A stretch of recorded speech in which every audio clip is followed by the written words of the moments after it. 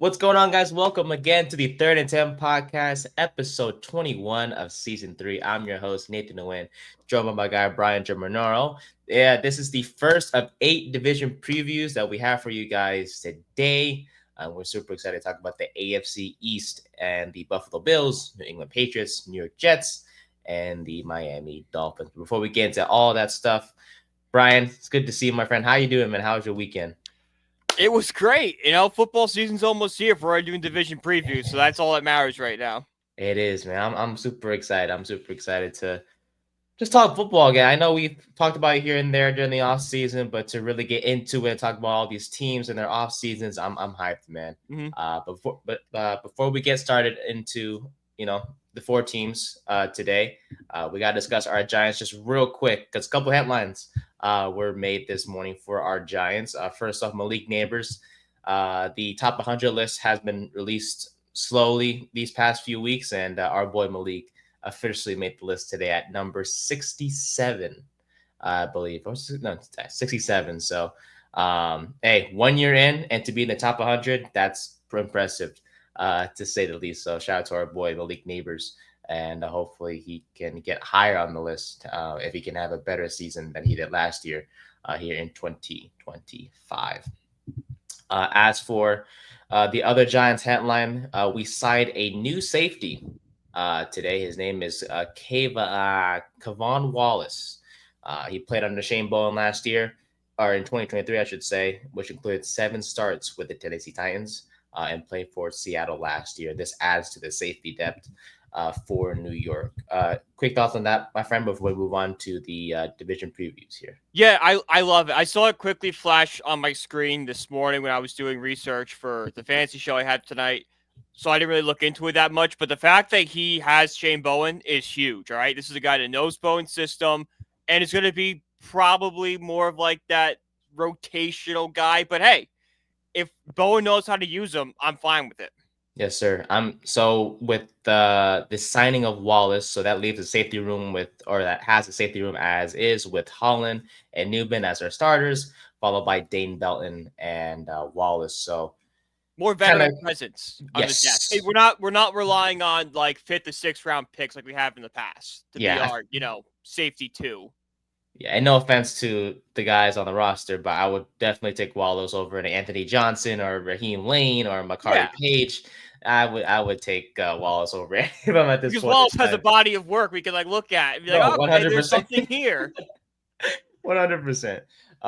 So I'm excited for that signing, and we'll see how training camp goes, actually, because the veterans reported to camp today, Yep. and the media availability won't be allowed until tomorrow. So we'll definitely cover a lot more Giant stuff Yeah. on Thursday, along with the Today's other probably a headlines. very boring day for camp anyway. Yeah, first day. It's probably be a school esque where like you're kind of learning everything, what the meeting's gonna be, what routine's gonna look like. Day 2 is when they kind of start, Mhm. going pedal to the metal. Yeah, you think we're gonna see a fight today or fight this training camp with our Um, guys? I I would like one, if we're being honest. Show the Yeah. boys got a little passion behind them. Well, there was a little scuffle on Twitter between Kayvon Thibodeau and Jermaine Luminor. It was some friendly banter. It's fine. That's what I Oh, I want. love it. No, I love it. No, no Competitors. doubt about The Giants have no. been missing that edge, and we've been talking. Me and my family have been talking about it for years. How there's nobody scary on the Giants. Like there's nobody you like. Oh my God, we're placing this person besides like Malik Neighbors. But on Yes. defense, there wasn't that Lawrence Taylor, Michael Strahan type impact player.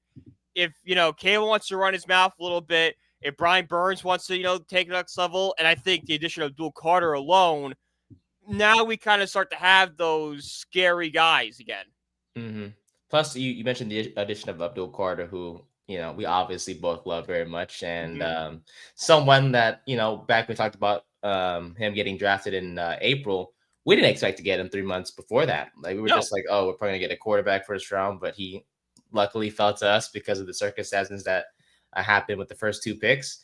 So just grateful to have him, and definitely his arrival has pushed guys like Kayvon to really improve himself. And we saw that in his most recent social media post with him well, yeah, wrestling, I believe, was was what he was trying to do. So, Well, that happens in sports. Like when you, like, regardless of, even though football, you don't have to be a starter to get playing time, but when you bring in somebody who plays the same position as you, there's going to be concern. Like you're looking over your shoulder, like, is that guy here to take my job?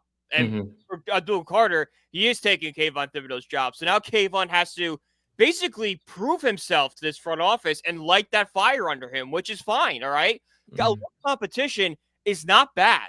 yeah, and sure, are they going to be on the field together a lot of the time this year? Sure, Yes. but still, there was even conversation, right, that Kayvon might have his 5th-year option decline because it's like There was trade talks about it that we might move him Mhm. for an extra first-round pick or draft capital to move back into the first round. And because we had Carter, it made Kayvon expendable. You don't think we can talk about all you want how guys block out the noise, but they still hear it. All right. You don't think Kayvon heard his name be talked around? You don't think his agent was like, "Hey, just be prepared.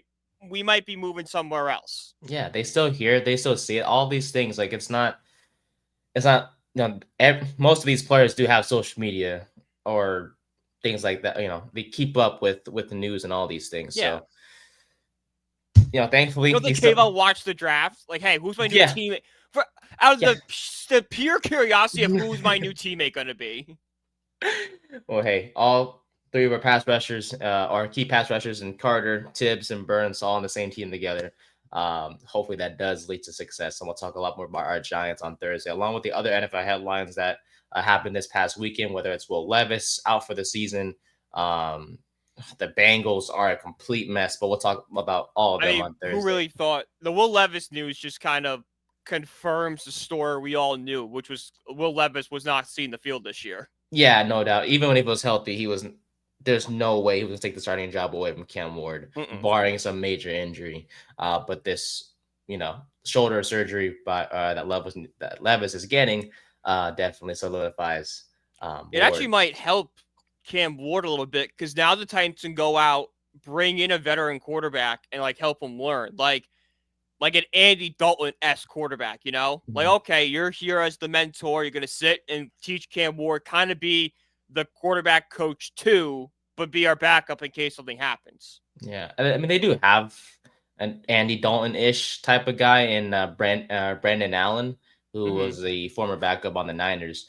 Not that I guess he brings some experience, which will help Allen in the quarterback room when it comes to film and stuff like that. And of course, right, but I would want someone that started in the league, a little better, a little better than that. I feel you. But no, we'll talk a lot more about them on Thursday and all those things. But yeah, I was reading some headlines this morning. Cincinnati, it's a mess over there. It's been a mess for years. Yeah, and Joe Burrow is what keeps him from being an absolute disaster. Oh no, seriously. Honestly, they're making life harder for him, and it sucks to see. But is Joe Burrow going to be this generation's Phil Rivers? Like we talked about Joe Burrow being because it was originally that Mahomes and Burrow were going to be the Brady Manning, but now that it's kind of been more the Brady Manning is now Allen.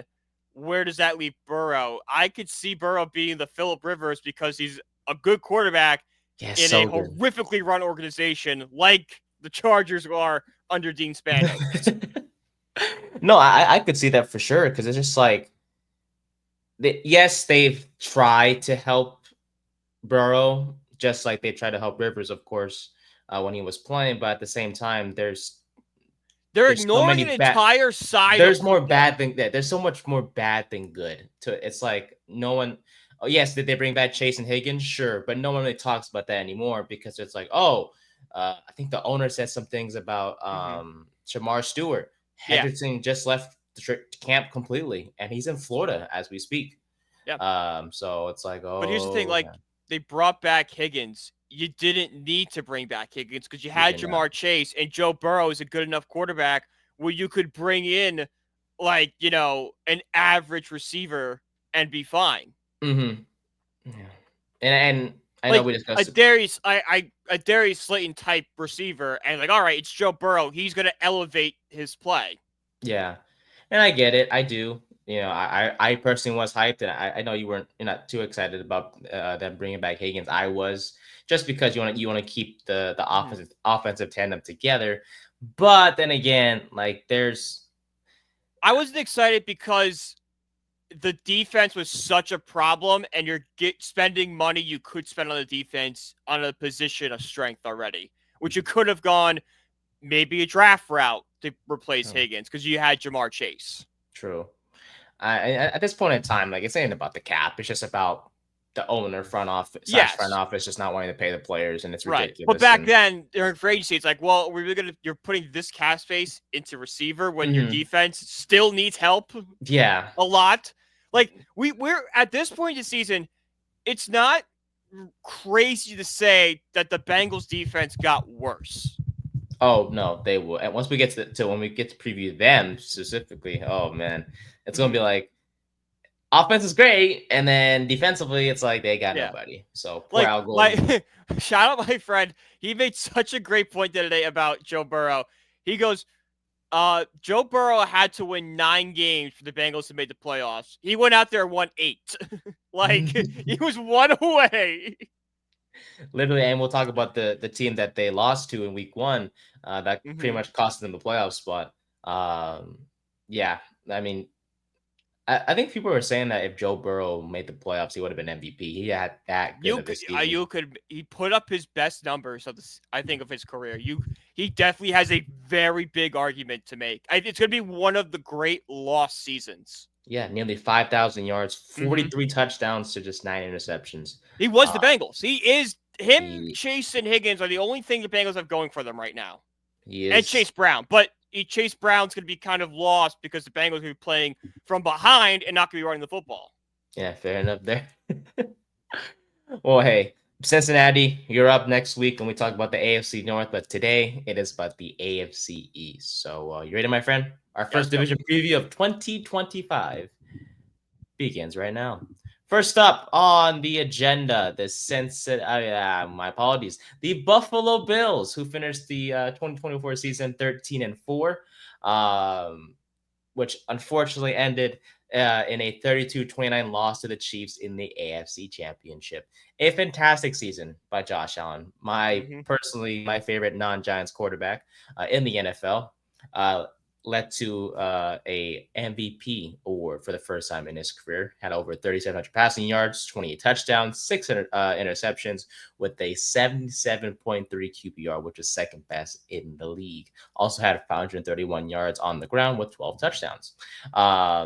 Remember the problem about how, oh no, Stephon Diggs isn't there. We're screwed. At Buffalo, there was no need to worry about that, as Khalil Shakir stepped up as the team's receiver number 1, had 76 catches for 821 yards and 4 touchdowns. I think there was to a point where it was like he just doesn't drop passes. I looked it up. Yeah. 1 drop in the past 2 years. That's huge. You can't teach that. Oh yeah. I wish Darius Slayton could do the same. But trust me, I do too. But we digress. The Bills won their 5th straight AFC East crown and scored 525 points last year, which was a regular season record. And 13 different players recorded a receiving touchdown, which ties an NFL record. James Cook, by the way, outstanding season last year, was a 2nd-round pick, of course, from 2022. Broke out last year with 16 rushing touchdowns. The Bills, by the way, they need to re-sign him and bring him back. You don't want any contract issues with him, and he is vital to this Bills offense. But the Bills in 2024 defeated 2 teams with 15 wins in 2024, which included the Lions and the Chiefs, which is the first time this happened in NFL history.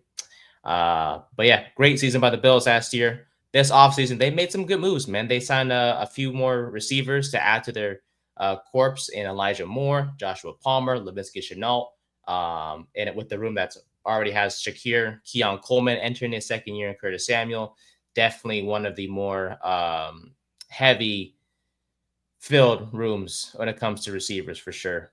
So there was no need to bring back Amari Cooper whatsoever, who was he was okay when they traded for him. He started out slow and then kind of picked it up down the stretch. But in the postseason, he was just so that was useless per se. But hey, it's fine.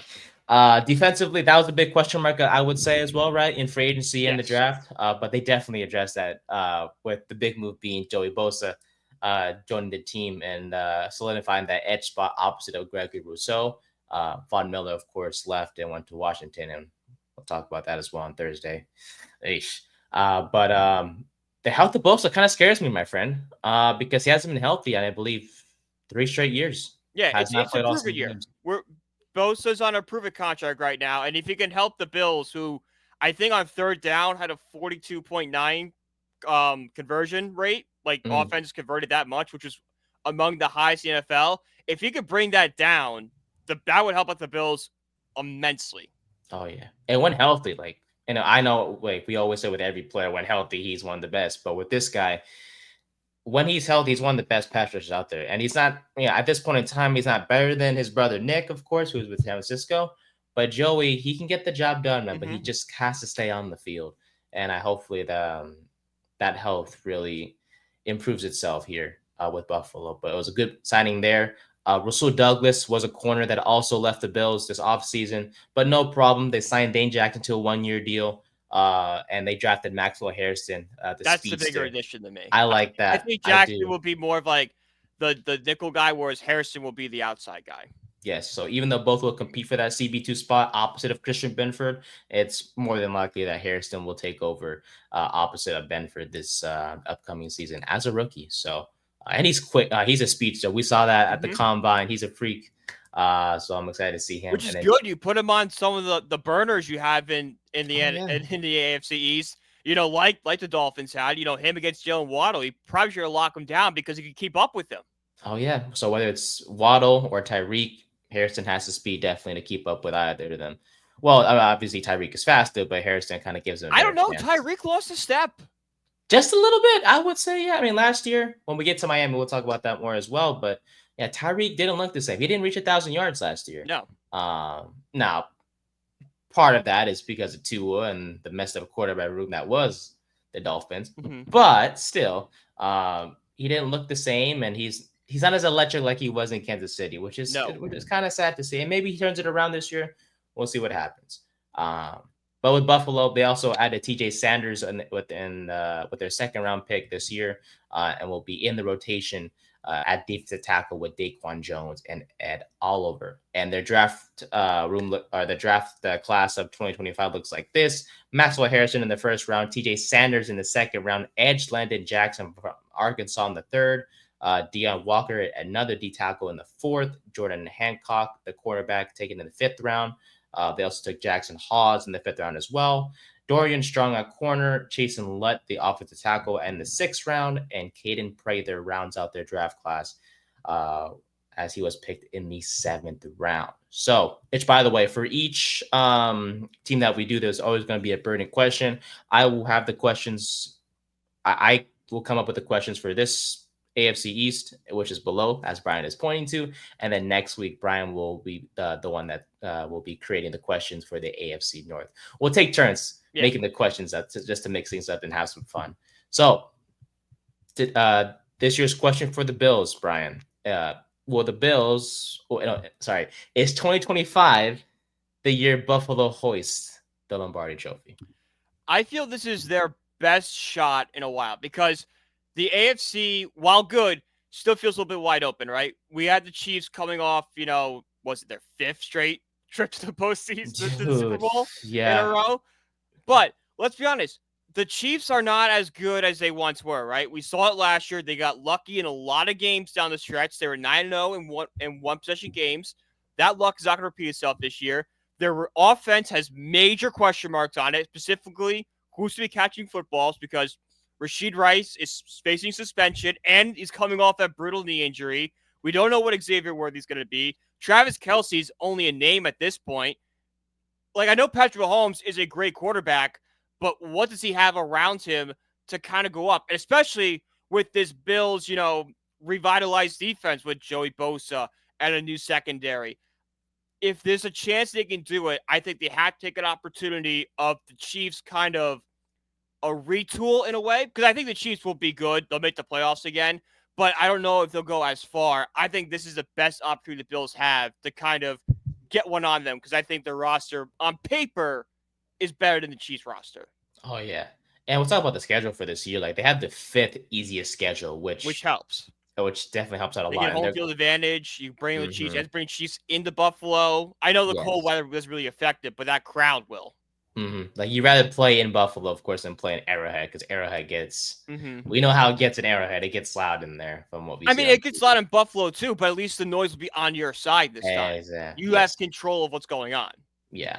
And so we both believe definitely that the Bills will dominate the regular season like they did last year. They're going to win the AFC East again. There's no doubt about it. Yeah, as the entitle implies, it's the Bills and then everyone else when it comes to the AFC East.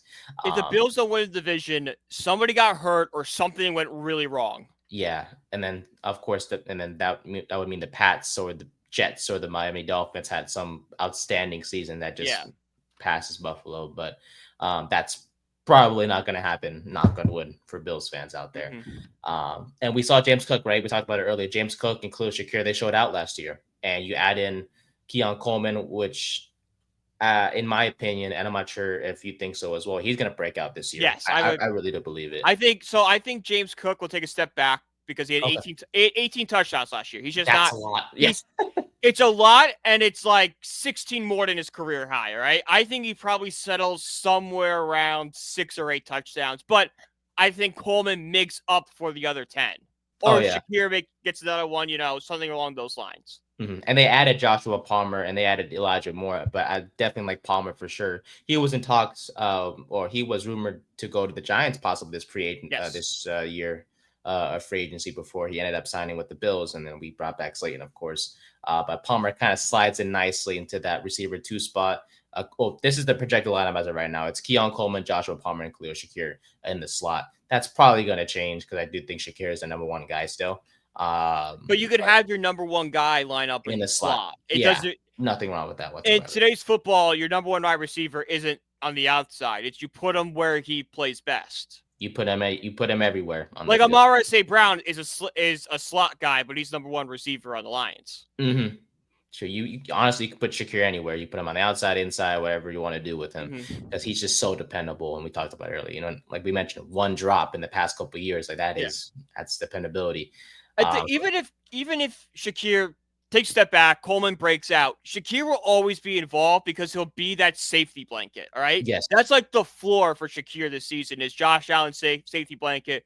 Everyone is, covered. He could just dump it off to Shakir because he knows he's not going to drop the ball. Yeah, you can always depend on him. That's the thing with Shakir, man, and just an outstanding 2024 season. And obviously there hasn't been a Bills receiver that's passed 1,000 yards quite yet this upcoming season or this so far. I think there'll be one this year. Yeah, I think either Shakir or Coleman will do it this season. One of the two has to be.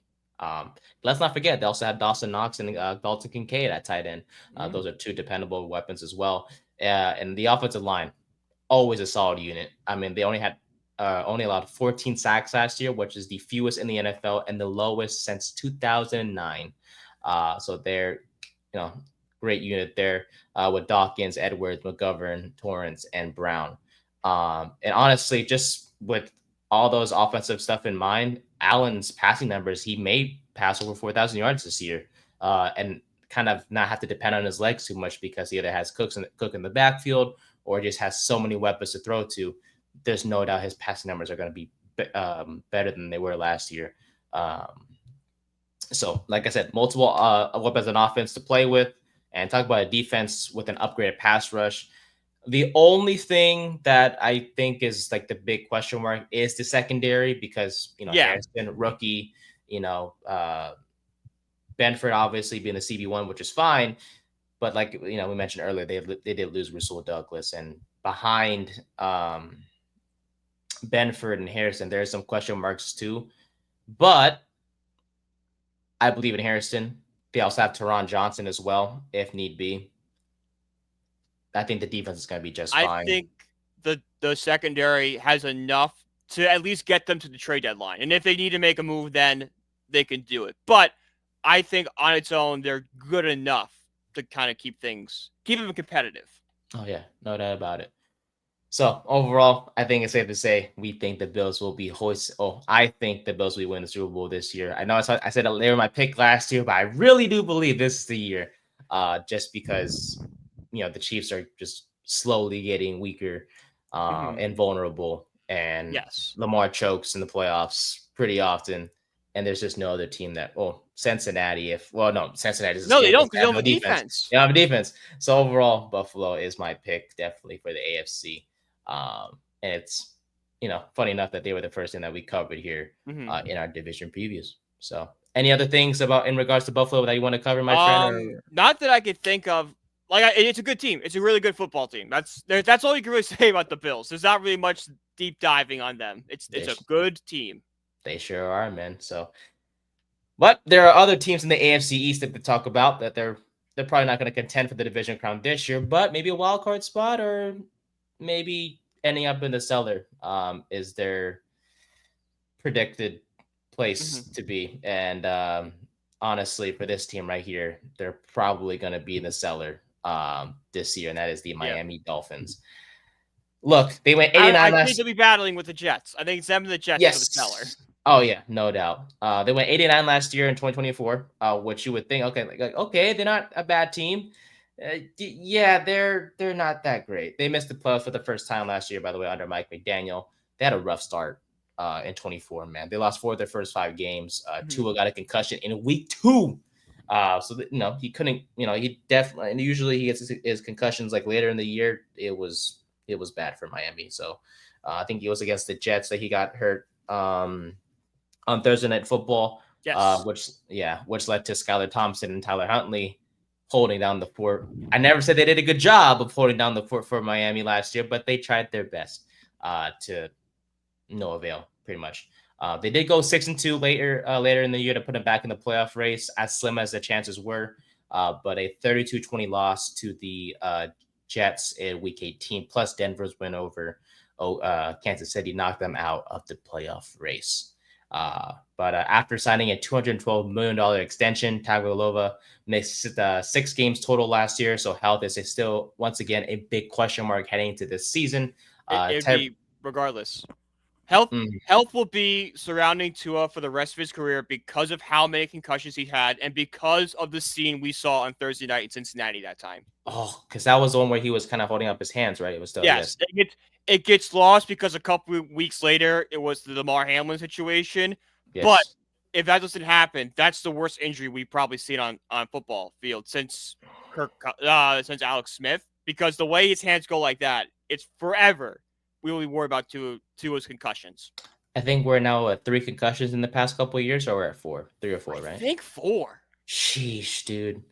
That's a problem. The fact that we don't know if it's 3 or 4 is even a bigger problem because he's had so many, we don't know what number it is. It's hard to keep count. I think one more. Which is a big problem. Like that, yes. Your star quarterback, who you put everything in, tomorrow, Tua get hit the right way and his career is over. Mm-hmm. Right? There's many thinking that Tua shouldn't even be out there to begin with. Yeah. One more concussion, definitely, he needs to stop. Or the conversation needs to get a lot more serious. Because I think right now it's kind of like it's talked about, but most people are like, he could probably get through it. One more, and especially if it's another flinch motion like we saw, that might be curtains on Tua. It's like, it's like, what are we doing with if you're Miami, it's like, are we just not protecting them correctly? And they did add some protection, this offseason, but still, it's just like something has to be wrong here, and we don't know exactly what's.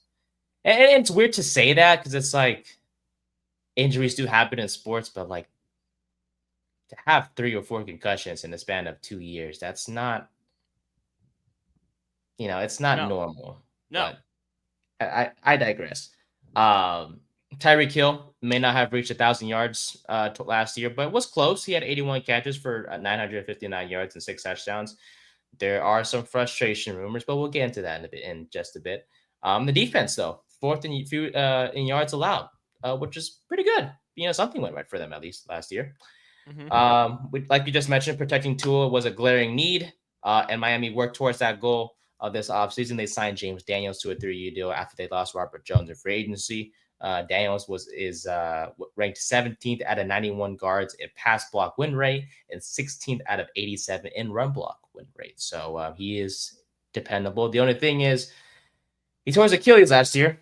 Yeesh. But his relatively healthy career in the NFL. Honestly, I see why Miami signed him, and that I do see the trust, or I can see them being able to trust him to hold down the left side of the fort with second year left tackle Patrick Paul, who will take over for the now retired Teron Armstead. So and then they also drafted rookie Jonas Savania, who will be the new starting right guard and would work together with Jackson on the right side of the offensive line. No major offensive weapons, though. Honestly, they added Nick Westbrook-Ikine from the Titans, who is a deep threat. So it's going to be Hill, Waddle, and Westbrook-Ikine at receiver. I think, yeah, I was looking at it yesterday. Yeah, I was looking at it yesterday or the other day. He finished with 32 catches and had 9 touchdowns. That is a touchdown per. That's Hunter Henry. It's Hunter Henry what that is. No, that's insane, man. That's a touchdown every 4 catches almost. That's a guy you stash on your bench in fantasy, and it's like, well, I don't know. I might put him in flex because he might put up a Randy Moss. Yeah, line. some random 3 touchdowns for 80 yards and a touchdown. Like, well, that's points right there. And I guess they added Darren Waller. Screw you, buddy. Hot take: Darren Waller is not going to make it out of camp. Oh man, that would make my. We got ESPN putting Darren Waller as the 15th tight end on fantasy for this upcoming season. Are you out of your minds? Okay, Are you stupid? I get why, because Johnny Smith had an outstanding season under Miami's offense last year. No. But Darren Waller hasn't played football in a year. All right, I'm not taking him over guys that played football last season. Not to be biased, I would take our guy Theo Johnson over Darren Waller. I would take Theo Johnson. I'd take Pat Freiermuth. I would take the guy from Tennessee whose name I can't pronounce. Oh, Okonkwo. Oh, I love Okonkwo. He's good. Oh, heck yeah. No doubt about it. Yeah. ESPN, they be tripping sometimes. But they saw a name, like, oh, I know that name. Like when you obviously, and I get it. My tight end rankings are out, and they're correct. So you go check them out. Belly Up. Yes, bellyupsports.com is where you can find that. By the way, quick plug. And I get it. Like when you think of Darren Waller, you think of that 2020 season with the Raiders, but that was 5 years ago. Like. Exactly. That was 5 years ago. We're reminiscing on something that's happened a while back. We were all wearing masks when he got that. His breakout season was during COVID. And when he joined the Giants, he did not show any of that whatsoever. Well, we hoped, of course, but we were obviously let down.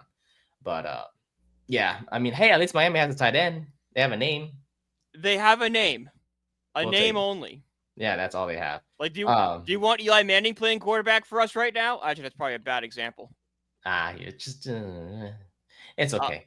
I get what you're saying. I get what I'm saying. I get where you're going with it. Do you think the Broncos want Peyton Manning playing quarterback for them right now? No, definitely not. Yeah, no. Peyton Manning is a great quarterback. Peyton Manning now is not a good quarterback. No, and he is best to stay at home doing the ESPN broadcast with this guy Eli, which I enjoy watching here and there. I like the regular broadcast because Joe Buck and Kohei. If it's a blowout, it's fun to put on.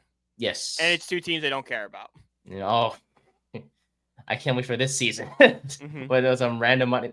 Am I going to be grateful for the Monday night game with 2 random teams that aren't good? Sure. Am I going to like it or enjoy watching it in terms of like just seeing the play? Probably not, but I digress. Also, Jalen Ramsey bids farewell to the Dolphins after 2 seasons with them, as he was traded to the Steelers, as we talked about last week or the week before. But the team does welcome back first-round pick free safety Minkah Fitzpatrick. And in the draft, they added Kenneth Grant at defensive tackle from Michigan in round 1, Jonas Savania in round 2, Jordan Phillips in round 5. They didn't have any picks in round 3 or round 4, but they added Jordan Phillips in round 5 from Oklahoma, another D tackle. And they added Jason Marshall, a corner from Florida, Ollie Gordon in the 6th round from Oklahoma State, and then Quinn Ewers, the quarterback from Texas, in the 7th round. And their projected starting lineup is on the screen right now for those watching on YouTube. So the burning question for Miami this year, my friend, will Miami be sellers at the deadline? Because yeah, it just looks rough to the point where I don't know. So I don't know if there'll be sellers because the NFL trade deadline works differently than the other three sports. We don't really have sellers in the traditional sense. Like the Orioles are going to be sellers and they're going to trade away 3 or 4 pieces. A seller in the NFL is you may trade away one guy for a third round pick. But I do think that this is going to be the year where everything kind of falls apart for Miami, right? Tyreek Hill is a year older. He's 31 years old. Took a step back last season. His game is so set on his ability to beat the quarterback with his speed. When he loses that, I don't think he's going to be the dominant receiver he was, which is going to hurt the rest of the offense, all right? I think Joe Waddle could take a step forward, but he's also a guy that's faced a lot of injuries throughout his career, okay? So how many games are you going to get out of him? The only guy on offense I'm really excited to watch is Devon Achane. And if you lock him up, they're going nowhere. And plus, we have all these rumors going on right now about how Mike McDaniels runs the team, and now it's like a preschool and there's no accountability. Teams like that fall apart. Okay, there's no way. Look at the Giants when Ben McAdoo. No accountability. The entire team collapsed. All right, I think the same thing's gonna happen this year for Miami, especially if some of the regression takes in the way it should. Mm-hmm. And it was enjoyable / fun to kind of see his laid back style in the beginning. His interviews were It's funny a and all that funny stuff. shtick, but like at the It gets same to a point. time, you also have to hold guys accountable.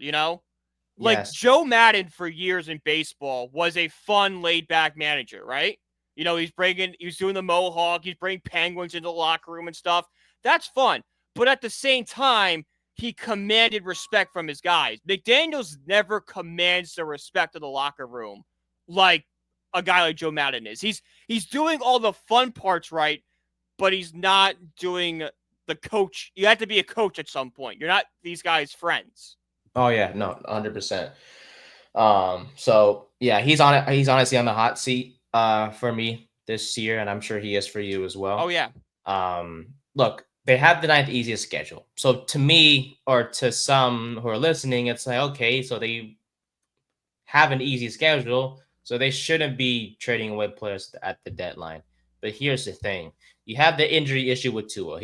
I hate to say it, but he's probably gonna get hurt again this Yeah. year. It is what it is. Tyreek Hill, there was rumors this offseason right about him being traded, and he was posting like cryptic tweets like, "Oh, get me," or I think not.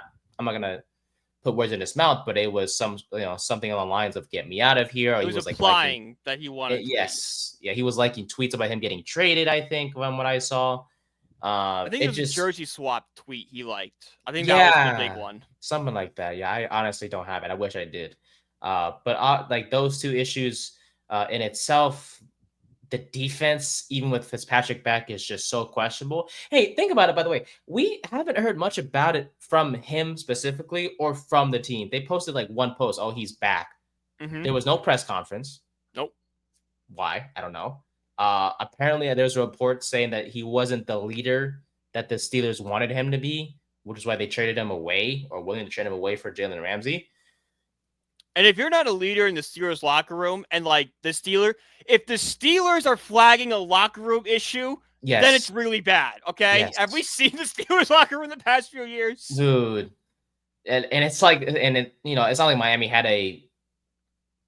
okay, like you mentioned with your point there, it's like Miami is not really well run in terms of just the team itself. You add a guy who can't lead to this. Yeah. Like Ouch. at least with Jalen Ramsey, he might be a loudmouth and stuff, but he does demand respect in a way. Yeah, he's one of the best corners he was one of the best corners in his prime. Mm-hmm. I think there were talks about him going to safety, switching to safety or playing safety. I don't know. Am I tripping? I I don't know. didn't hear anything, but that could be a report I just Could be. missed. It Could could be. be. Could be something that was false and I got clickbaited, but who knows? Well, anyways. But yeah, the secondary is a big concern with Miami. I mean, their starting corners are Storm Duck and Jason Marshall Jr. Storm Duck is unproven, and Jason Marshall is a rookie from the 5th round. He's Like I said, expressed desire to play safety. It is unknown if they're willing to do that. Thank you for confirming, my friend. But yeah, Miami's their secondary is bad. I mean, Kadir Kahu is their experienced corner.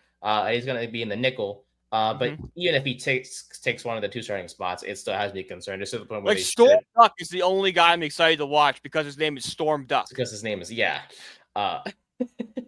Dude's just like a Looney Tunes character. Yeah, it's a fun name to root for, and it's just he's unproven, and maybe he proves us wrong this year, which would be great for Miami fans. But it's a concern. In the offense, they ranked 18th last year, and that's with Tyreek, that's with Waddle, and that's with all the weapons they have. And the offensive guru that is Mike McDaniels, and we're just completely blowing off the obvious here. Miami can't play in the cold. They can't. No, you put them in cold weather. It's not, and which is a problem when you share the division with the Jets, the Bills, and the Patriots. You know, New York, Buffalo, and Massachusetts, 3 notoriously cold places. When I think of Miami in the cold, I always think of that playoff game against the Chiefs in the snow. They were awful. Oh, they were keeping beer warm in the fridge. Did you not see that? They had to keep. It was too cold. And as soon as they took beer out, it would freeze. I didn't see that. Yes. I did not see that. No, the fridge was the job of the fridge was to keep the drinks from not freezing. It's crazy, isn't it? It's supposed to keep things cold, but not on that day. It was like no. That thing's like it's too cold outside. This will keep it warm. Yeah. It was awful weather that day for sure. But obviously, as we all know, the Chiefs got it done. Miami did not look great at all. So, but yeah, they ranked 18th last year without any major upgrades in terms of their offense. So, plus their schedule, they are at Indy versus the Patriots, at Buffalo. That's going to be a loss. Versus the Jets, at Carolina, versus the Chargers, at Cleveland, and at Atlanta. I'm just from what I think, I see it 2-6, 3-5 type of thing. I really think the only game they should be favored is Indy. I think they'll lose to the Patriots. I think they'll lose to Buffalo. I think they'll split with the Jets this season. And outside of that, I don't really see them winning much division games. They're going 1-5 in the division. I'm sorry. Yeah. It's going to be rough for them. It really is. But yeah, I think they'll be if they get to a 2-6 or a 3-5 once at the midway point, they're going. I think Tyreek's gone. I think they just start trading veteran guys and just get younger, get draft picks and all those things. Yeah. So Miami, in my opinion, I know that, like you mentioned, there's not really like the deadline in the NFL is different from other sports, but I do think they're one team that will be letting guys go to different teams once we get to that midway point of the season and all that stuff. So, which by the way, we will be having giving our record predictions for each team at the end. So I just want to let you guys know. All right, up next, the New England Patriots. Yes, sir. 4-13 last year. First season at head coach for Drake Maye. Not great. Not great. No, it was rough. They beat the Bengals in week 1. We talked about at the beginning of the show about Joe Burrow and the Bengals need to win one more game to make the playoffs. That was the game they should have beat the Patriots, but they didn't. So everyone was like, "Oh my God, the Patriots are gonna, they're gonna be good this year. It's gonna be different." Blah blah blah. Things kind of went down. But let me be positive for just a second, Brian, if that's okay. Drake Maye was solid last year, right? He had over 2,200 passing yards in the limited action that he played because he didn't start the whole season, of course, because it was Jacoby Brissett at QB1 to start the year. But Maye, 15 touchdowns last year, completed over 66% of his passes, made the Pro Bowl. However much stock you want to put on that, that's up to you. Christian Gonzalez stayed healthy last year, made second team All-Pro. That was great. Those are the only 2 positives I have for you because they were bad. They lost 6 straight after that Bengals win in week 1, including to teams such as the Seahawks, the Niners, and the Houston Texans, which they lost 41-21. But hey, at least Drake Maye had 3 touchdowns in that game. They lost, losing to Miami in week 12, ended their playoff hopes pretty much. but they beat the Bills in Week 18. But that wouldn't Were the cost them. Bills really trying? No, they were not. And Joe Milton had that was his sort of breakout-ish game. But that win costed the Patriots the first overall pick. I think So every Patriots fan would have taken that back. yes, No, because even when they probably still would have drafted Will Campbell first overall. So because even when they win, they still lose. But yeah, after that season, the Patriots are like, all right, Gerard Mayo, thank you for it was the playing. best. My buddy made fun of us for being the Colts, and then the next week he did that. Karma's a B. I'm like, isn't it? oh, Oh, it's like you know how it feels. hey buddy, remember me? And funny enough, we didn't have we had the third overall pick, so we had a pick higher than I think if they had a high, if they were at first or second overall, they were gonna get Travis Hunter. That was the plan, I believe. Yeah. For them. So, but hey, Will Campbell's a great pick, so they shouldn't be upset. But oh no, I would be ecstatic if I'm a Patriots fan. This offseason, I think I couldn't have gone better if you were a New England Patriots fan. It was one of the best. Yeah, I honestly think you could be the best. Oh yeah. And real quick, one more point about the 2024 season. Fourth worst in points, last in passing, which was saying something because hey, Giants, we had to go through a few quarterbacks. But Carousel of mediocrity is what I called it. Yeah, hey, but at least we weren't last in passing. I'll take it. That's all I'm gonna say. I think just Drew Lock saved us from that, from like the one good game he did. Yeah. The Drew Lock had a game that no other Giants quarterback has ever had. He threw for 300 yards and ran for a touchdown. It's like the Giants have been playing football for 100 years and nobody's had a performance like Drew Lock did in that game. If it wasn't for that performance, we'd probably be in the cellar and the Patriots would be second worst in passing. Exactly. But thank God for Drew. Well, sort of, because you kind of did mess up our draft. But I think if you were told Giants fans you would have came away with an elite pass rusher and a quarterback in the first round, I think they'd be happy. True. The chance to get Cam Ward was there, but I'd of course, it is what it is. I'm happy with what we have. I'd much rather have Abdul Carter and Jackson Dart than just Cam Ward. I think it's Cam Ward. Good point, my friend. Good point. But yeah, Patriots offseason, like you mentioned, just now, one of the best off seasons I feel like out of all the teams this year. Mike Vrabel was hired as the 16th head coach in franchise history back on January 12th. Brings a defensive mindset that's going to be fun to watch here. Stephon Diggs was signed, gives Drake Maye his first true receiver number one. ACL injury last year, not a problem. Recovery timeline has him ready to go for week one. Harold Landry was added for pass rush help. Milton Williams, who comes from the Eagles, had an outstanding season with Philadelphia last year. Comes in as the starting defensive tackle for New England. Carlton Davis was added as a CB1 after a solid season in Detroit. He was placed on the non-football injury list to start camp, but he will be A-OK, looks like, for week one. Honestly, you could use another corner. I know you have Christian Gonzalez. I know you have Marcus Jones, but maybe another veteran-ish addition would be cool, just in case Davis needs to miss more time. But I don't think it's going to be. Marcus Jones is solid. And Craig Woodson would probably get the first chance to play at the nickel position if Marcus Jones needs to go up to the CB1 or CB2 spot. But I digress. Tackling machine Robert Spillane was also added this year. He's a tackling machine. I think over 140 tackles. I think again for the second straight year. So he's good, and he'll work with Christian Ellis on the inside with Landry and Anthony's Simmons on the outside. And then you have Jonathan Jones and Deatrich Weiss, who both went to Washington, and they're gone now. So a couple of guys that they lost in free agency. But they knocked it out of the park with their draft. I mean, Will Campbell, Travion Henderson, Kyle Williams, who's a receiver I love. Center Jared Wilson.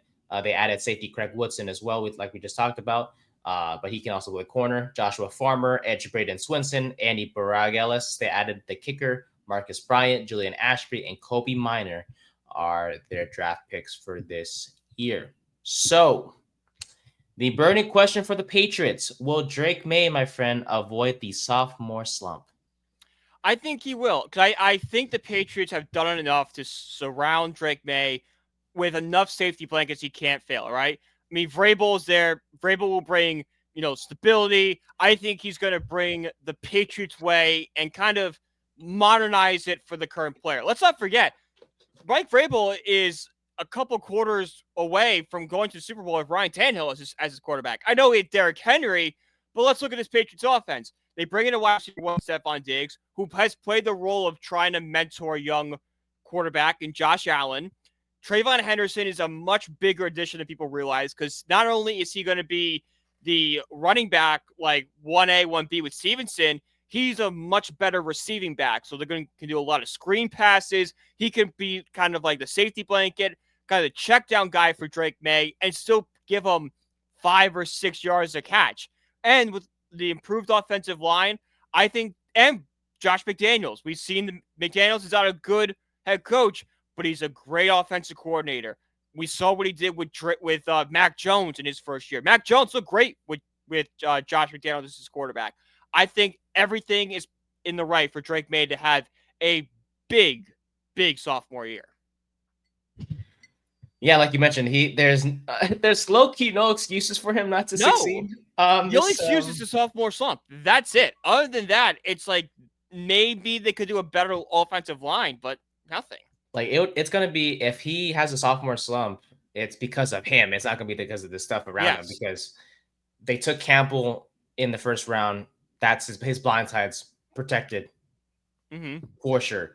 They added Jared Wilson earlier later on in the draft, I should say. He's a center. He's gonna be able to develop behind Garrett Bradbury. So they have protection for him now, and they have protection ready for him in the future. They added so they have Campbell, they have Cole Strange, they have Garrett Bradbury, they have Mike Onwenu, and they have veteran addition Morgan Moses as a starting offensive line. That's a solid 5 right there, and it's upgrades all around. I mentioned Henderson, who honestly may take the RB1 spot from Stevenson later in the year, because Stevenson honestly, it could be like week 4 he takes that off. Dude. He is really impressing in camp, and Stevenson kind of is on his way out. Yeah, plus the fumble issues. That was a big concern last year. That was bad to watch from him. You mentioned Stephon Diggs, of course. You could say he helped turn Josh Allen's career around, of course, to the career it is right now with Josh, and hopefully he can do the same. Diggs for May. Demario Douglas, he's a solid receiver number 2. Matt Collins was brought in, of course, in free agency to take over as a receiver 3 spot until Kyle Williams is ready. He will be, honestly, sooner rather than later. Hunter Henry is one of the more solid pass catching tight ends, especially in the red zone. Maybe that red zone safety blanket for May. Yes, sir. And he had a good season last year. I forgot this. I don't have the stats. Hunter Henry is one of the more underrated guys because he doesn't put up the flashy numbers week in and week out. But let's look at his last year.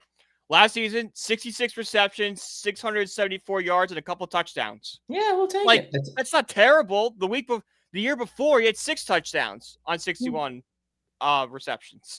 Yeah, so the touchdown numbers went down a little bit, but hey, I mean, you're playing with a rookie quarterback. You're still building the chemistry and all that stuff. So I do expect his numbers to improve a little bit in terms of that touchdown number this year. But Josh McDaniels, by the way, back as the OC for the Patriots. Good to see. Last time he was the OC was back in 2021 with the Patriots when their offense was 6th in points per game. So optimism there for the Patriots. And then, of course, Mike Vrabel, an established coach, compared to Jared Maye from last year, definitely will help May, in our opinion, avoid the sophomore slump. Yeah, honestly, I don't expect them to struggle this year at all whatsoever. So, All right.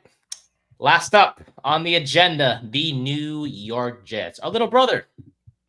Sort of I guess you want to put it that way. No, they are a little brother. Yeah. Literally. They are younger than us. Yeah. When you think of MetLife Stadium, you think of the Giants first. Let's be honest here. From like 1987 to 2009, what was the name of the stadium the Jets played in? The Giants Stadium. Thank you. That's it. That's all you need to know. That's all you need to know. And that's not even something like that Giants fans agree with. Jet fans will tell you how bad it was that they had to play in Giants Stadium. Okay, there's a great guy, Joe Beningo on WFAN, and he's been screaming this for years how the Jets deserve their own stadium because they're always sharing it with the Giants. They're always being the shadow of the Giants with them sharing a stadium. Yeah, if there's a team that needs one, it's them. We'll take no. You know what? No. They can take that the MetLife. But We're not. we will. Our Oh, training okay. camp is there. Our I training know. camp is there. We're not moving. I know.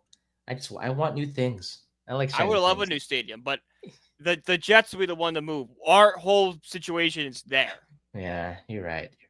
Which also shows little brother because we made them go out to Florence Park while we took training camp there. Bro, We used to train up in Albany, up by where I used to go to college. Yeah, good point. Yeah, it's okay. It's a dream for us to get new. It's okay. We'll be fine. We'll be fine. Fix a turf, please. They're doing it for the World Cup. I think they're putting. Wow. Doing something. They have to. Tell you what, do it for the World Cup and keep it there. Don't even change it. I think they are. Good. They weren't. Good. Keep it for football. Anyways, the Jets 5-12 last year, 14 consecutive year missing the playoffs. You know, maybe I shouldn't be complaining too much about the Giants no more. At least we made the playoffs recently. The Jets fans, they can't say the same. This is their ninth. I believe the Jets last time the Jets for the playoffs, George Bush was president. Yeah. Yes. 14 years from now, so that makes it. It might be very early Obama administration. No, very early Obama. Regardless, the fact that we're like it might be Bush, it might be Obama says all you need to do. To know. Well, there's been 4 different president terms since then. Technically 3 people, but you know. Yeah, it's been a long time. So last year was their 9th straight losing season. Buddy, they had no. Okay, the Pro Bowl has gotten so bad these past few years. They had no Pro Bowlers. Even the alternates that made, because alternates were added. They didn't have any alternates. Like they were bad last year, man. It was not good. Can't we give our guy Garrett Wilson like a sympathy bone? I know, at least because he had a pretty good season last year. He had 1,000 yards with Aaron Rodgers hating him for some reason. Yeah, Devontae Adams could have made the. I think he made the Pro Bowl, but I think he did. I forgot how. No, he didn't make the Pro Bowl. Yeah, no, he didn't make it. Yeah, he didn't make it. But anyways, Robert Saleh and Joe Douglas began the season as head coach and GM. Notice how I said began. I think it was a mistake to fire Joe Douglas. I think Joe Douglas did a really good job with the Jets.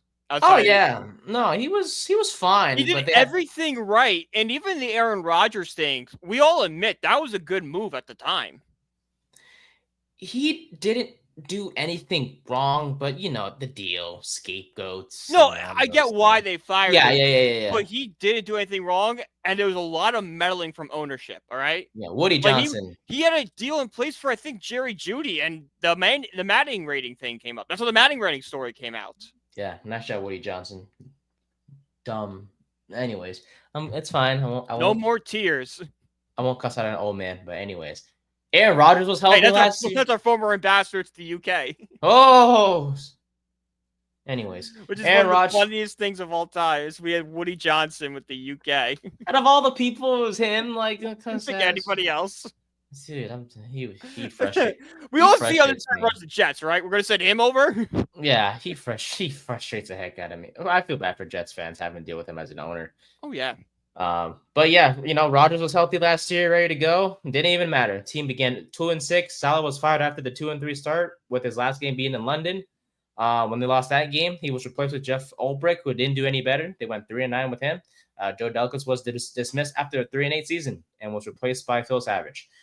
They were 3-7 in one-score games last year, which sucks to see. For example, they had a Week 15 game against Miami where Aaron Rodgers threw for 300 plus yards. Garrett Wilson and Devontae Adams had over 100 yards, and they still lost in overtime to the Dolphins, 32-26. Ouch. Rodgers had a full season last year, threw for over 3,800 yards, 20 touchdowns, which is both numbers were third best in franchise history. Garrett Wilson had over 1,000 yards and also had 7 touchdowns, also had over 100 catches. We'll talk about him more in just a bit. Will McDonald shined for the Jets as well with over 10.5 sacks in his sophomore year. And the defense was 3rd in yards allowed. So some positives at least, but they were around the league average in points per game allowed. So what they do this offseason, they made some good moves. They hired Darren Muji, who was the assistant GM with the Broncos in his past, and is now the actual GM for the Jets. Yep. Aaron Glenn was hired as the head coach coming from Detroit as the DC. And they also brought in Tanner Engstrand as their new offensive coordinator. He served as the passing game coordinator for the Lions last year and the year before as well. So the Jets taking pretty much everything they can from the Lions as much as possible. But more importantly, they signed Justin Fields, who is the QB1 now for the Jets. He has that spot all to himself. And he honestly, he is looking to try and truly find his home here with Gang Green, man. I mean, last year he played 10 games, started the first 6 for the Steelers because Russell Wilson was out. But he went 5-1. No, 4-2. Crazy that both Steelers quarterbacks are both in New York. I know, right? And we got arguably the best one. Yeah. Hopefully. I hope. We had the one with a proven track record. Yeah, and we have the corny one. Oh, yeah. Wait. Has he come out with the model? No, he hasn't come up with the model yet, right? For us? Thankfully, no. Oh, that's gonna change. I just jinxed it. Anyways, the Jets also signed on. Much you can do. Like you Broncos country lets ride works because the Broncos are horses. Like there's not much you can really do with. Let's see this. He's gonna do something with Big Blue, isn't he? He's gonna run Big Blue. Let Big Blue giant up or something. Like he used to go go Hawks was his big thing when he was in Seattle. It's probably gonna be something like that. Did he have one with the Steelers? Probably not. I don't think so. No, maybe he learned. Was this? Oh, win the 7th. Original. What is 7 Super Bowl? Oh, with us, he could still win the 5th. No, don't do it, Russ. Please, just be normal. Okay, not normal, but just, no, be normal. Like... Be normal. Be normal. Yeah. Okay. No. Be normal. There's nothing wrong with just keeping your mouth shut. There's nothing wrong with that whatsoever. You see how Eli Manning did it? Do that. Eli did just fine being quiet. Because here's the thing. The New York media is not like the Denver media. We're going to hear that, and we're going to make fun of it and call it stupid. There's going to be headlines all over the place when it comes to that stuff. New York Post is going to make a pun out of it. It's going to be a whole media disaster. They're going to eat it up for sure. But there are other offseason moves. I forgot. Andre Cisco, 1 year, $10 million deal. Going to be the new free safety. Comes from Jacksonville, by the way. Brandon Stephens comes from Baltimore to solidify the CB2 spot opposite of Sauce Gardner. And by the way, Sauce and Garrett Wilson both signing massive extensions. Each of them both 4 years, over 20 million for Sauce and I love the people online saying like Sauce's numbers took a decline last year. He doesn't have interceptions. Like, well, yeah, he's so good. They're not targeting him. That's why the numbers are down. I think the average fan looks at interception. I think interception numbers feel like the average fan looks at it too much into it because it's like interceptions is a lot like RBIs in a way. They're good. They show that if you have a lot of interceptions, you're a good player. But having a lot of interceptions is good, but that doesn't automatically make you one of the best safe corners in the league. You know, just like. You could have a high RBI count, but that doesn't make you a best player in the league because RBI is such a situational thing. Because you talk about RBIs, like they could come like from sacrifice flies, just making contact. Well, just like if you're a leadoff hitter, you're not going to have the RBI opportunity that the second pole hitter is going to be, or the third, or the fourth, because nobody's on base in front of you. But are we going to sit here and say that Francisco Lindor is a worse player than Brandon Nimmo? No, of course not. So same thing here with Sauce. Like, just because he has one interception last year, is he a bad corner? No, it's just because they don't target him. As long as he's not.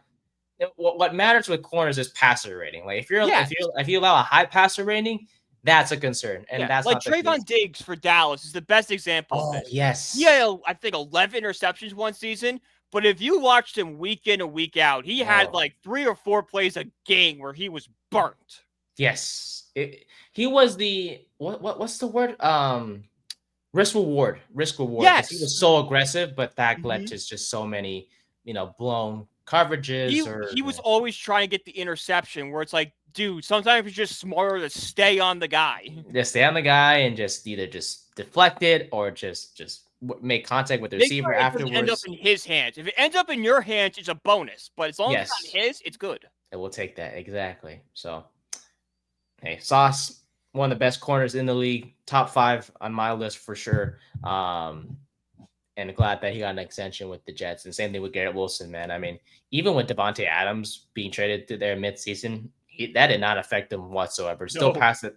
I mean, yeah, he had better passing, but yeah, he had better receiving stats than Adams. So, hmm hey, man, shout out to Garrett. Glad the Jets kept their homegrown talent. The draft looked like this, by the way. They got Armand Bamboo, one of my favorite tackles from the draft, at pick number 7. Round 2, they had Mason Taylor, the tight end from LSU. Round 3, Azare Thomas. Round 4, receiver Arian Smith and safety Malachi Moore. And round 5, they drafted Francisco Mauagoa and edge Tyler Barron. And of course, their starting lineup, or projected starting lineup, is on the screen for those of you watching. So, the burning question for the Jets, my friend, will we finally see the breakout for Justin Fields? I think Justin Justin Fields Fields. is going to establish himself as a very solid game manager quarterback this year. Okay. I think he has the weapons around him. He's back with Garrett Wilson, which we all seen in the past. Ohio State, they were great together. A little different in the NFL because they've been apart for 3 years and the windows aren't the same and all that. But having the comfortability for Wilson is a big plus. Mason Taylor is also set to have a big year because Justin Fields loves throwing the tight end. So I can see those two being really big for them. And you have a running back like Brees Hall, it's not all on you anymore. So I think Fields will bring stability to the Jets quarterback situation, something they've lacked for since Mark Sanchez. Okay. I, and when you think of breakout season, there's different ways you can put it. I think for me, when I think breakout season for him specifically, I want like 3,000 passing yards at least, man. Like he hasn't even been Mm-hmm. close to that in his Yeah. career. Look more like a Um, quarterback and less like an athlete playing quarterback. yes, so that's what I want to say. And honestly, I think he will do that because let's start with his OC, Ekstrand. He was the passing game coordinator with the Lions the past couple of years. And he worked with Goff, of course. And in those 2 seasons he worked with Goff, had over 45,000 passing yards at least in those 2 seasons. Had over 30 touchdowns in those couple of seasons at least. Like that just shows me that hey, he can definitely help Fields get at least 3,000 yards. Because here's the thing, Fields isn't that much of a passer. Like he's more known for his running style than his passing. But I still want to see more, obviously passing from Fields. Mm-hmm.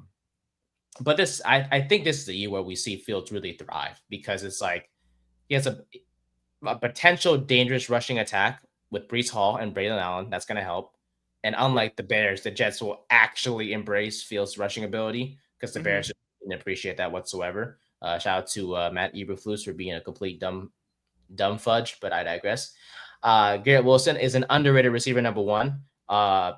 Like we mentioned, producing even with Devontae Adams being here. So and it's going to be just him at the receiver number 1 spot now. You have deep threats with Arian Smith, who they drafted in the 5th round. I like that a lot. You have Alan Lazard, who is solid. You have Josh Reynolds, who's good as well. You have Malachi Corley, who's going to be in the slot probably. And then you have Mason Taylor, like you just mentioned. That gives them that's their first good tight end in quite some time. Had over 55 catches last year for the Tigers. And their O-line is much improved. I mean, this is going to be his best offensive line he's ever worked with, Yeah. just in his career. You have Fashandu and Membu on the outside at tackles, and then you have John Simpson and Vera Tucker on the inside. Vera Tucker, please stay healthy. And then you have Joe Tippmann at center, and all that stuff. So, and also before I make my final point here, Eggstrom was like praising Fields' work ethic and leadership qualities, and he talked about the strong connection that needs to be had between the play caller and the quarterback. And honestly, he just as long as Fields improves his pre-snap processing and decision making, that's going to help take his game to the next level.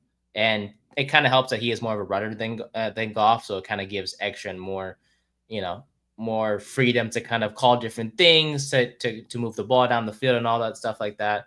So in conclusion, I do think this is the year we see Fields break out in his own way, whether it's just a 3,000 plus yard passing season, over 20 touchdowns, very possible through the air, and then of course on the ground he's going to do his thing. I feel like it's going to be honestly just the read option stuff that could be possible with him and Hall and Allen. It's going to be fun to watch. So that will do. Anything else with the Jets, my friend, before we get to our record predictions for the AFC? No, it's pretty much covers it.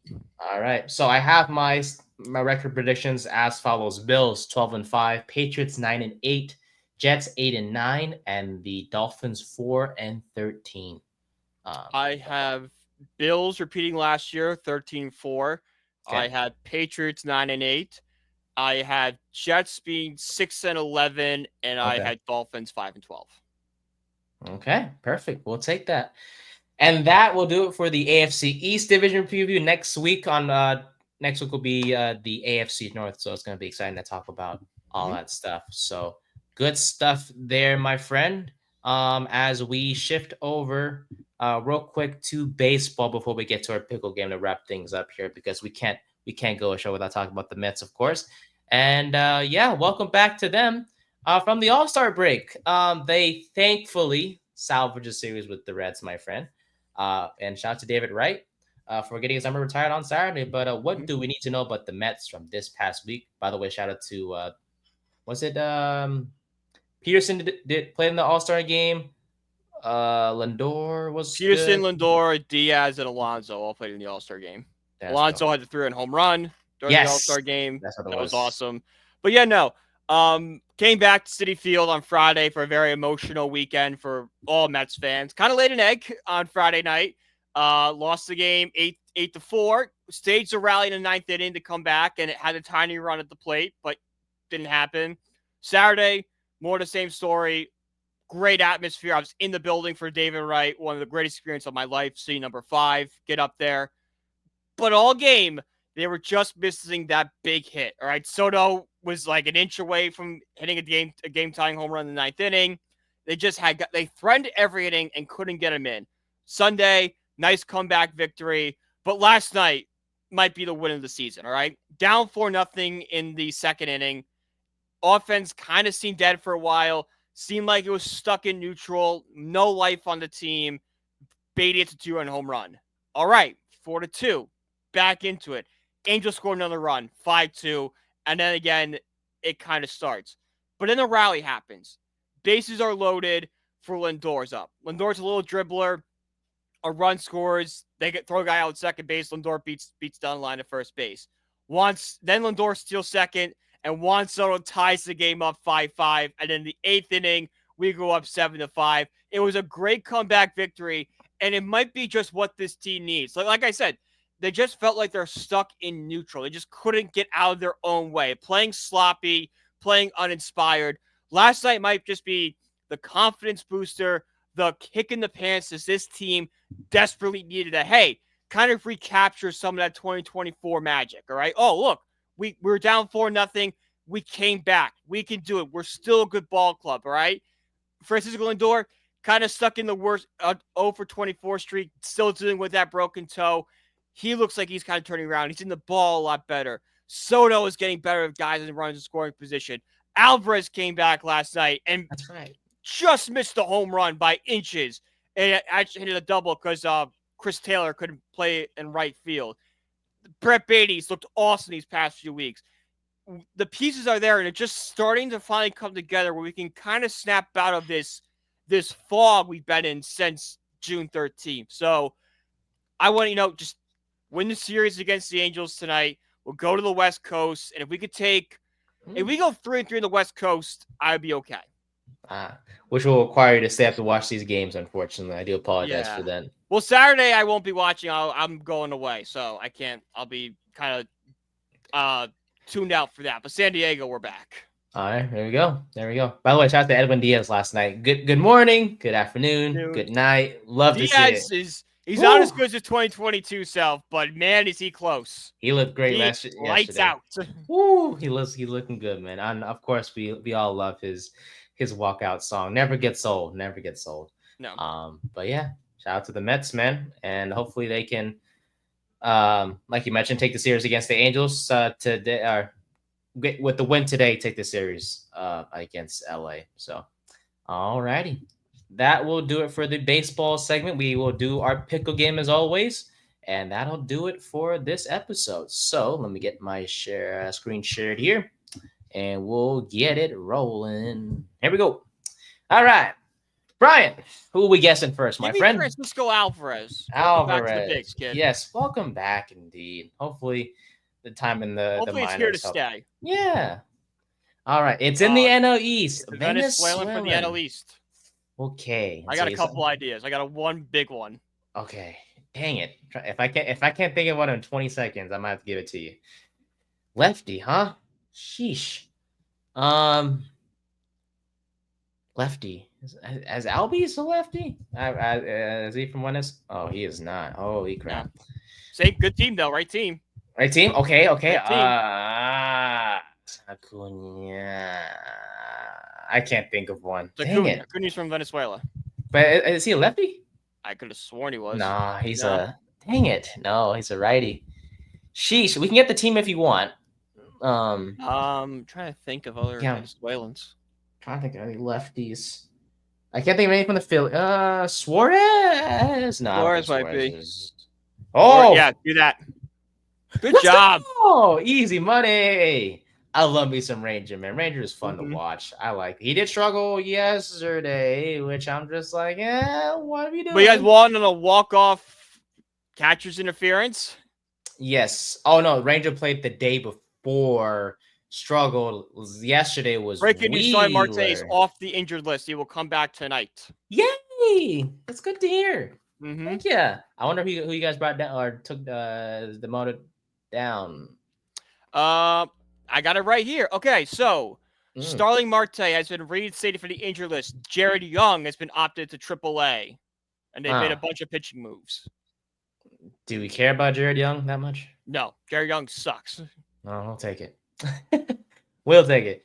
No, good to see Marte back though. Another healthy addition to the Mets offense, my friend. Oh yeah. But yeah, the Phillies. That was a weird win. You know, doing I think it's the first time since '76. Sheesh. It happens. Yeah, I could be wrong, but. Dang. Well, hey.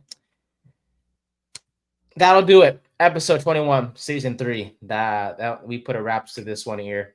It was fun to do our first division previews. A lot more to go. We got 7 more divisions to cover. NFC East will be the last one we do, because our Giants are a part of it, of course.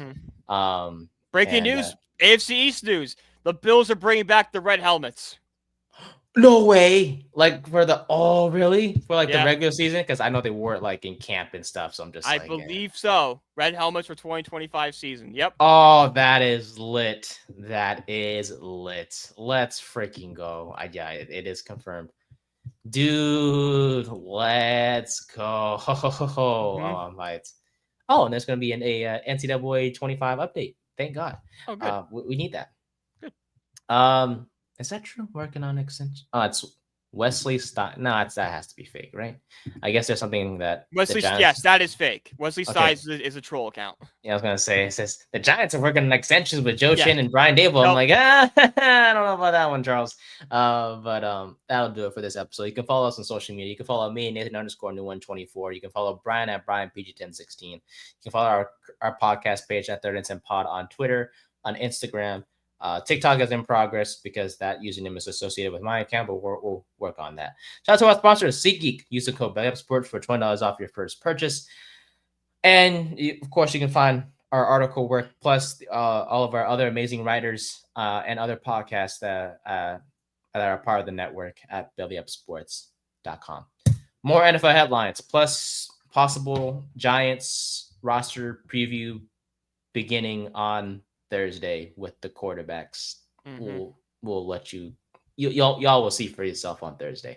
For Brian, I'm Nate. Thank you guys so much for watching. It is very much appreciated, and we'll see you guys soon. Bye.